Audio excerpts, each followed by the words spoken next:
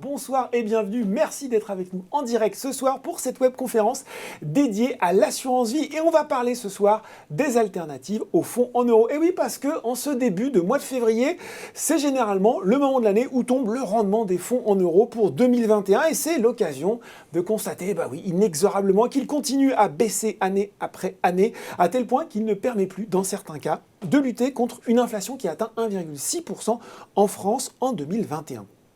Alors que faire pour ne pas trop amputer la performance de son assurance vie tout en contrôlant son niveau de risque? C'est ce que nous allons voir ce soir avec nos intervenants. Ils sont là à côté de moi sur le plateau. Caroline Chanzy, chef de produit épargne chez Boursorama. Bonsoir Caroline. Bonsoir Laurent. Et Thomas Bocard, allocataire d'actifs chez Generali. Bonsoir Thomas. Bonsoir Laurent. Et il n'est pas avec nous sur le plateau, mais il est à distance, affûté, prêt. Mathieu Dupont, également allocataire d'actifs chez Generali. Bonsoir Mathieu. Bonsoir Laurent. Alors, bonsoir à tous les trois. Bien sûr, on profitera pour revenir au long de ce webinaire sur les grandes caractéristiques du contrat Boursorama Vie et on répondra bien sûr là aussi à vos questions tout au long de cet échange en direct et à la fin. Nous sommes partis pour 40-45 minutes, peut-être plus si vous avez beaucoup de questions. Et on aime bien, toujours dans ces webinaires, commencer par le contexte de marché, expliquer où on en est. Il faut dire qu'il s'est passé déjà beaucoup de choses en ce début d'année 2022. Et c'est notre première partie, le contexte de marché, c'est tout de suite.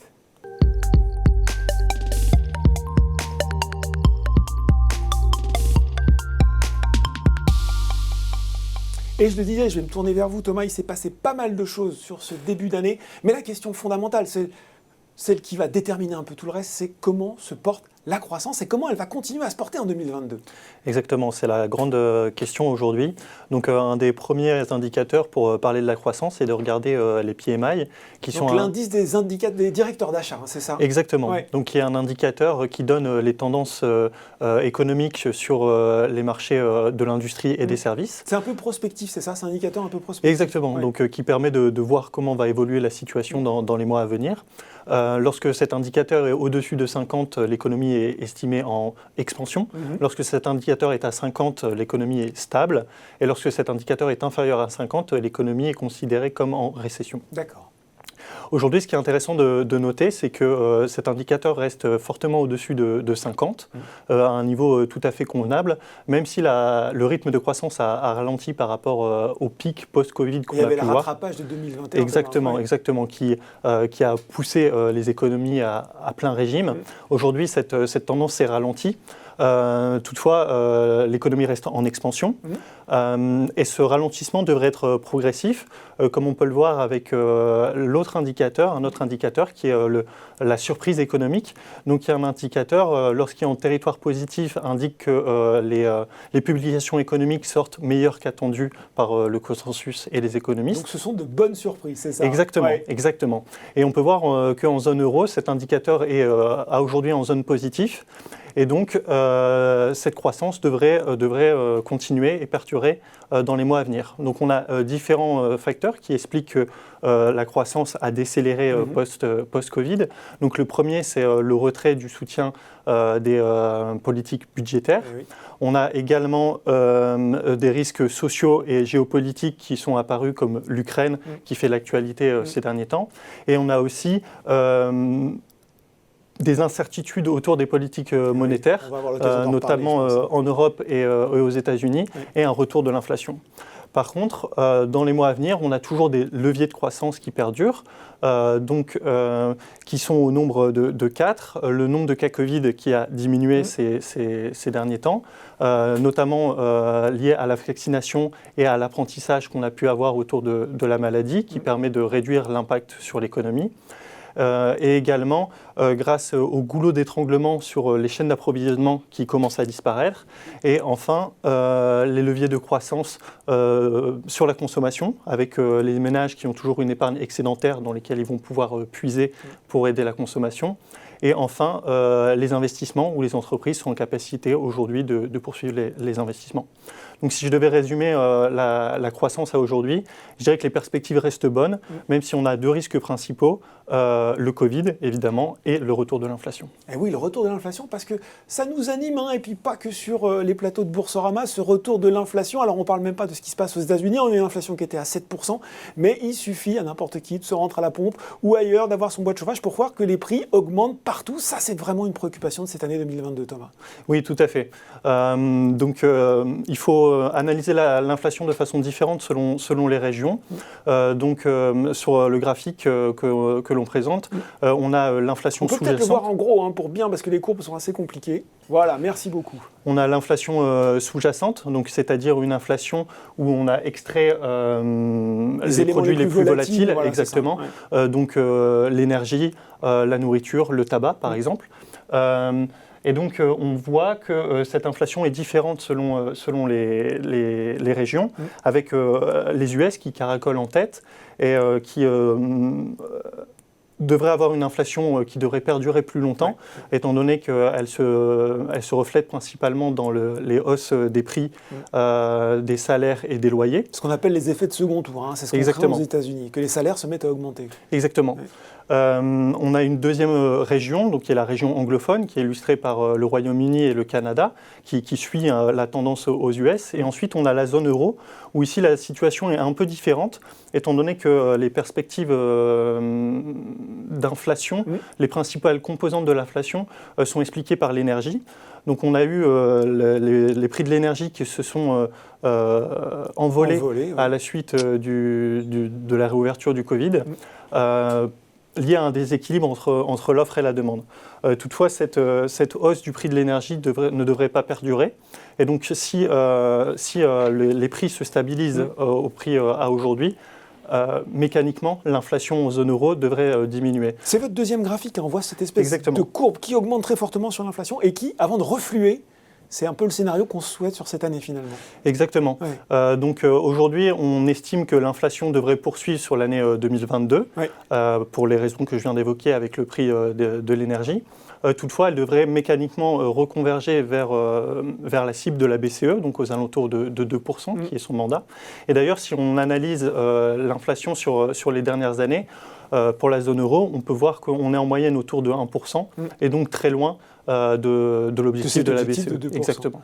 Il y avait une question de Marilyn, je pense, qui résume beaucoup de questions que se posent les épargnants. L'inflation va-t-elle contrer tout espoir de faire fructifier mon assurance vie? Bonne question, ça. C'est une bonne question. Donc aujourd'hui, l'inflation est un facteur important dans les allocations d'actifs. Je laisserai Mathieu revenir par la suite, mais dans le fonds croissance durable, nous avons notamment des protections qui sont mises en place pour lutter contre ce grignotage de la performance par l'inflation. Bon, l'inflation, il n'y a pas que nous que ça inquiète. Il y a aussi la Banque centrale américaine, la Fed, et elle a changé de position un petit peu. On a passé cette année 2021, Jerome Powell, le président de la Banque centrale américaine, nous a dit que cette inflation, elle était transitoire, avant de dire qu'elle était peut-être finalement plus durable que prévu. Et puis, changement de discours, fin de l'année 2021, début de l'année 2022, là, on explique qu'elle va durer, il y a peut-être même des risques de mauvaises surprises, et la Fed nous explique qu'elle va arrêter ses rachats d'actifs, augmenter ses taux et dans le même temps réduire son bilan. Là aussi, ça peut sembler loin pour les gens qui nous regardent. En quoi ça les affecte? En quoi ça peut les concerner? Exactement. Donc en fait, comme on l'a dit précédemment, l'inflation était vue comme temporaire par la Fed, donc la Banque centrale américaine. La vision sur l'inflation a été revue ces derniers mois. Aujourd'hui, on est dans une inflation sous-jacente où l'économie américaine